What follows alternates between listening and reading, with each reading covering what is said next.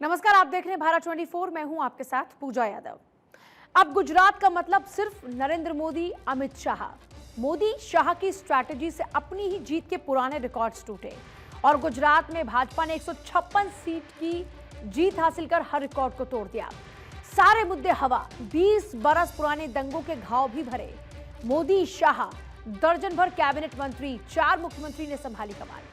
गुजरात में ना मोरबी पुल का दर्द, न महंगाई का गुस्सा, न जीएसटी से तबाही का रोष और न ही बेरोजगारी का आक्रोश। पाटीदार और मुसलमान के लिए भी एक ही विकल्प, दलित और आदिवासी भी भाजपा के दिखे पूरी।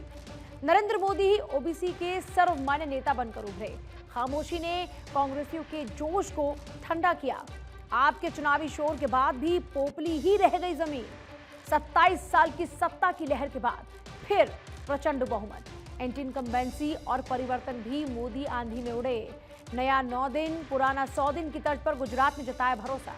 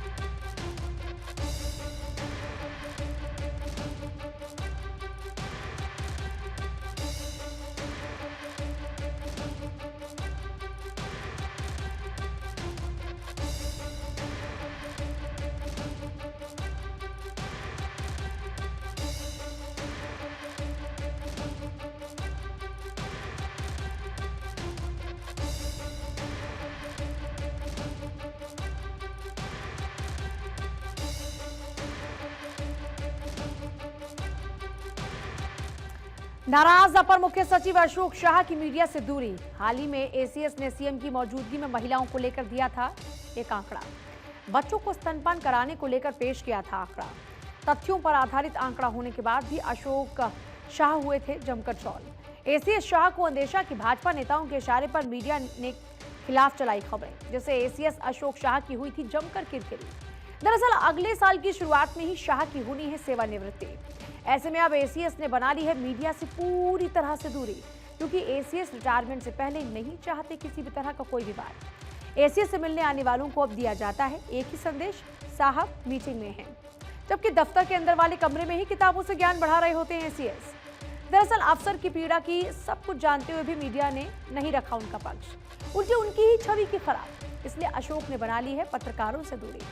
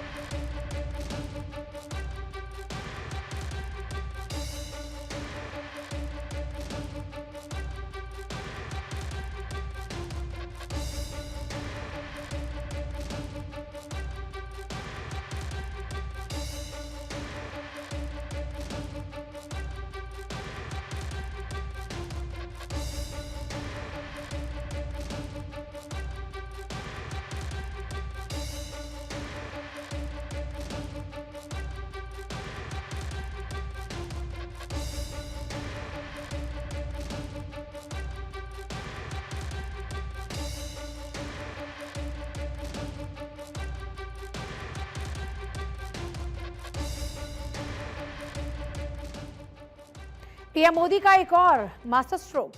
पुरानी पेंशन योजना यानी ओपीएस को लेकर जल्द हो सकता है बड़ा फैसला। केंद्र सरकार कर रही है ओपीएस को लेकर जबरदस्त होमवर्क। इसी को लेकर दिल्ली के राजनीतिक गलियारों में चर्चा भी चल रही है। पीएम मोदी जुट गए हैं 2024 लोकसभा चुनावों की तैयारियों में और जल्द ही कर्मचारियों के हित में केंद्र ले सकती है बड़ा फैसला। नई पेंशन योजना यानी एनपीएस को रद्द कर पुरानी पेंशन यानी ओपीएस लागू कर सकती है केंद्र सरकार। जानकार सूत्रों की माने तो इसे लेकर हाल ही में हुई वित्त मंत्रालय की गोपनीय बैठक में पुरानी और नई पेंशन योजनाओं को लेकर हुआ मंथन। केंद्र सरकार तलाश रही ओपीएस के लिए वित्त की व्यवस्था के रास्ते और पीएमओ से वित्त मंत्रालय को भी दिया जा चुका आदेश। बैठक में यह भी चर्चा कि कैसे राज्य सरकारें ओपीएस से बना रही अपना वोट बैंक। इस एजेंडे पर वित्त मंत्रालय को काम करने के पीएमओ ने दिए हैं आदेश।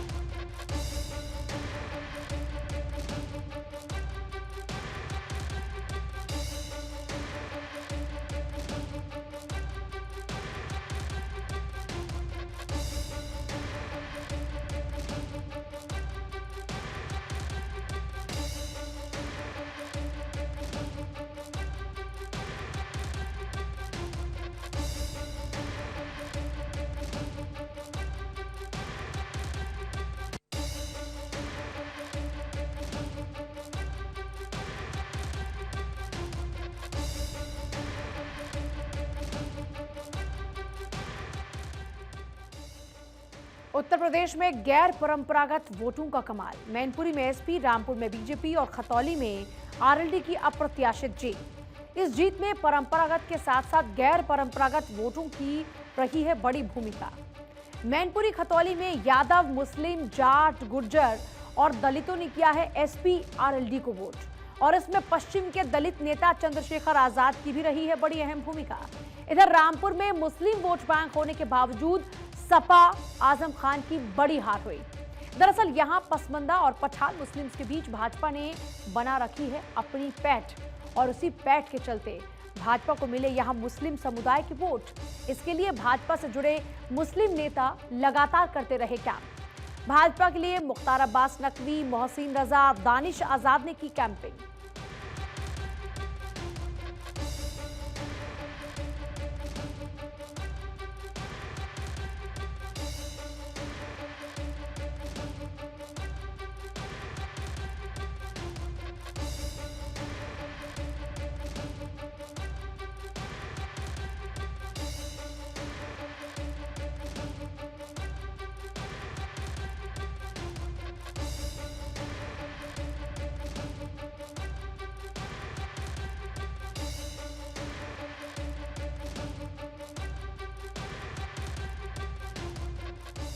यूपी की सियासत में चुनावों का साइड इफेक्ट ज्यादा।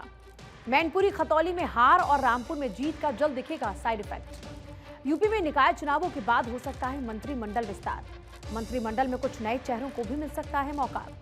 उपचुनाव, निकाय चुनाव में कमजोर प्रदर्शन वाले मंत्रियों की छुट्टी संभव। नए प्रदेश अध्यक्ष बनने के बावजूद नहीं बन पाया नया संगठन और पुराने संगठन से ही अभी तक चलाया जा रहा है काम। ऐसे में निकाय चुनावों के बाद पूरे संगठन का होगा पुनर्गठन। इधर निकाय चुनाव को देखते हुए संगठन में मिलेगी जिम्मेदारी। मंत्रिमंडल के महत्वपूर्ण नेताओं को जिम्मेदारी देने की है तैयारी और इस मशक्कत के लिए लगाया जा सकता केंद्रीय मंत्रियों को भी।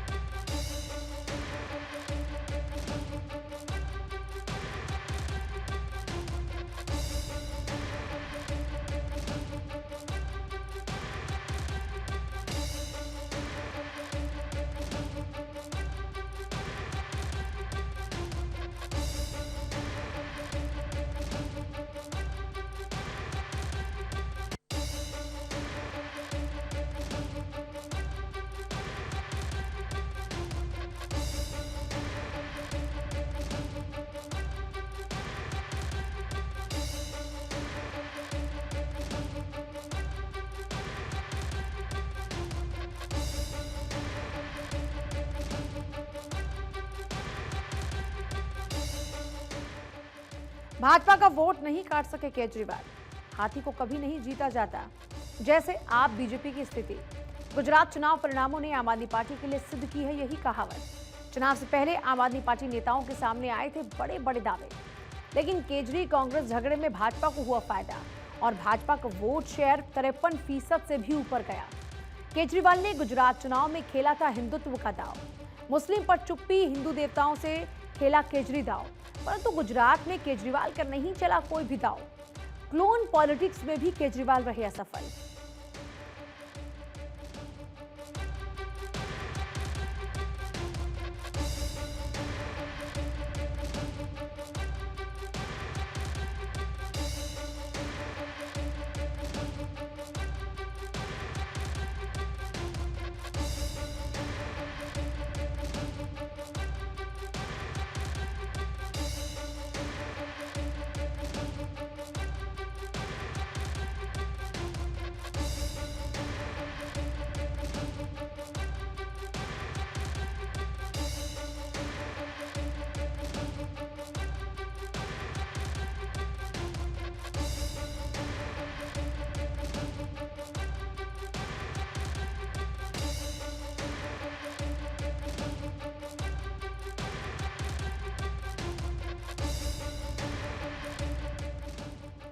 सबको मिला कुछ ना कुछ, ईवीएम पर चुप।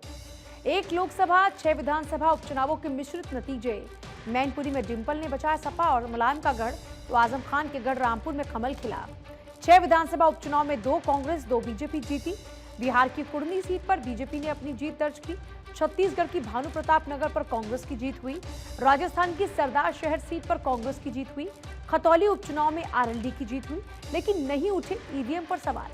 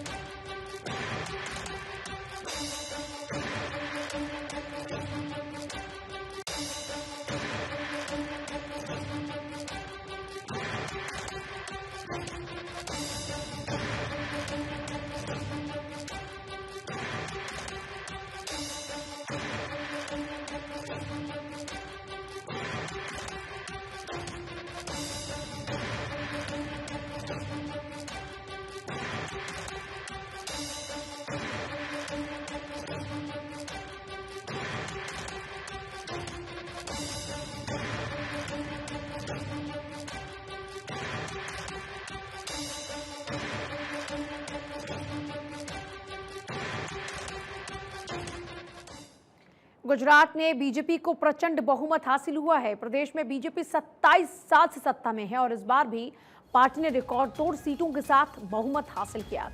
हम आपको बताने जा रहे हैं कि वो क्या कारण रहे जिसकी वजह से गुजरात के लोगों को भरोसा बीजेपी पर इतने सालों से लगातार बना हुआ है और इस बार और ज्यादा बढ़ा है। पहला है मोदी फैक्टर। पीएम मोदी खुद एक बड़ा फैक्टर है जिनके नाम पर गुजरात के लोगों का भरोसा बना हुआ है। पीएम मोदी ने 2001 भूकंप के बाद गुजरात का पुनर्निर्माण किया, कई उपायों को सफलतापूर्वक लागू किया, प्रशासन में नई जान फूंकी, राज्य में सुशासन के युग की शुरुआत, जल संकट का समाधान किया। गुजरात में मुख्यमंत्री रहते हुए नरेंद्र मोदी जिस तरह से जल संकट को दूर करने के लिए प्रयासरत रहे, उससे गुजरात के लोगों का भरोसा उन पर आज भी कायम है। पीएम मोदी ने गुजरात से जल संकट का खात्मा किया, नहरों को समर्पित नेटवर्क बनाया, सुजलाम सुफलाम और सौनी योजना लागू की। गुजरात में आज 100% नल से जल मिल रहा है। कानून व्यवस्था में सुधार हुआ, ठगों और माफियाओं से सख्ती से निपटा गया, पुलिस को 0 टॉलरेंस का आदेश दिया गया। इतना ही नहीं, कृषि में सुधार, कृषि आय 9,000 करोड़ से बढ़कर 2 लाख करोड़ हुई। नहर नेटवर्क ने किसानों की समस्याओं का समाधान किया। किसान सम्मान निधि से 57 लाख किसानों को फायदा हुआ। 24x7 बिजली की सप्लाई, ज्योति ग्राम योजना की शुरुआत, योजना से 18,000 गांवों में लगातार बिजली सप्लाई की। देश की सबसे बड़ी योजनाओं में से एक है ये योजना। और गुजरात पावर सरप्लस राज्य बना। सौर नीति शुरू करने वाला पहला प्रदेश बना। अब बात करते हैं स्मार्ट एजुकेशन की। स्मार्ट एजुकेशन के मामले में गुजरात में शुरू किए गए स्मार्ट स्कूल। प्रदेश में फिलहाल 5000 से ज्यादा स्मार्ट स्कूल्स हैं। प्राथमिक शिक्षा में पॉजिटिव बदलाव। मिशन स्कूल ऑफ एक्सीलेंस तेजी से लागू हो रहा है। अब बात करते हैं महिला सशक्तिकरण की। महिला सुरक्षा के लिए शी टीम तैनात की गई। शी टीम ने महिला अपराध घटाने में अहम भूमिका निभाई। महिलाओं और बच्चों के लिए अभयम हेल्पलाइन से शिकायतों पर तेजी से एक्शन हुआ। अब बात गुजराती अस्मिता की। पूरे गुजरात को पीएम मोदी पर गर्व है। पीएम के बढ़ते कद से पूरा गुजरात गौरवान्वित है। मोदी के कुशल नेतृत्व और साख पर उन्हें भरोसा है। मोदी पर गर्व करने वाला गुजराती चुनाव में उनके साथ खड़ा होता है। वाइब्रेंट गुजरात, ये एक और फैक्टर है। भारत में अपनी तरह के पहले आयोजन। देश दुनिया के निवेशकों को किया आकर्षित। ईज ऑफ डूइंग बिजनेस के कॉन्सेप्ट पर काम। गुजरात के विकास को एक नई दिशा इससे मिली। रोजगार के बड़े अवसर इससे पैदा हुए। डबल इंजन की सरकार भी एक बड़ा फैक्टर है। केंद्र और राज्य का साथ काम विकास का अहम कारण है। डबल इंजन सरकार से नई ऊंचाइयों तक पहुंचा विकास। लोगों को केंद्र सरकार की भूमिका पर भरोसा है। Bullet train, metro, gift city, greenfield airport जैसी परियोजनाएं भी अपना अहम योगदान देती हैं।